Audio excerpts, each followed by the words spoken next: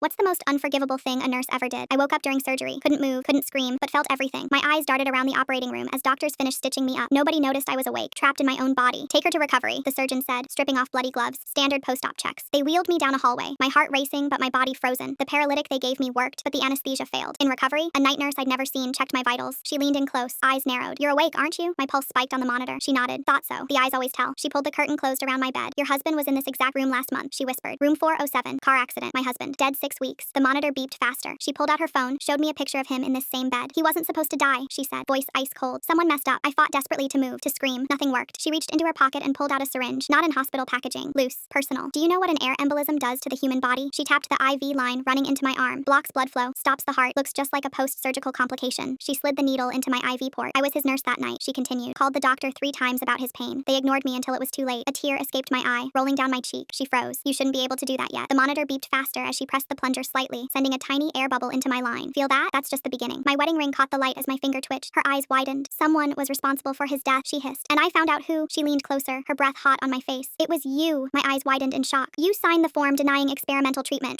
that would have saved him. He begged you, but you refused. Another tear escaped. The paralytic was wearing off faster than expected. I listened to him cry that night, she continued. While you were where? At some conference in Boston? I managed to blink twice. Number not true. I found his phone. She pulled out a second device. Listened to your voicemails. She pressed play, and my own voice filled the space between us. I can't authorize a treatment insurance won't cover. We'd lose everything. Please understand. My finger twitched again, more deliberately this time. After you left, he crashed, she whispered. I tried everything to save him. Everything. She looked at the syringe, then back at me. For weeks, I've planned this. Requested your case specifically. Footsteps approached outside the curtain. She quickly slipped the syringe back in her pocket. Everything okay in here? Another nurse peeked in. Fine, my nurse said casually. Just checking her IV. When we were alone again, she leaned close. But then I read your letter. She pulled a wrinkled paper from her pocket. My handwriting. The note I'd left with my husband's belongings. I'll sell the house. Quit my job. Whatever it takes. She read. Just hold on until I get back with the specialist. I managed to move 2 fingers now. The paralytic was fading. You were trying to save him, she whispered. You flew to Boston for that specialist, not a conference. The heart monitor slowed slightly as realization hit me. She knew the truth. But it was too late, she said. He died while you were in the air. She pulled out the syringe again, staring at it. I've carried this for 6 weeks. Planning, waiting. A full tear rolled down my face. Then another. You shouldn't be able to cry yet, she said. Medical training overriding her revenge. She checked my chart. They gave you enough paralytic to. She stopped. Oh my god. My hand twitched more visibly now. They gave you too much, she whispered. Your chart, your weight is wrong. You received twice the dose. She hit the emergency call button instantly. Patient in distress. Get a doctor now. 3 days later, when I could finally talk, that same nurse stood in my doorway. You saved my life, I said, voice still raspy. She shook her head, eyes hollow. After nearly ending it, she placed her resignation letter on my table. I'm turning myself in for intent to harm and to tell the truth about your husband's heir. I looked at her broken expression and saw myself drowning in grief, desperate for someone to blame. Wait, I said, that syringe? What was actually in it? She looked down. Celine. I kept thinking about what he'd say if he knew what I was planning. I reached for my phone, pulled up a photo. My husband smiling, holding our dog. He'd want the truth, I said, about everything that happened, but not this way. She nodded.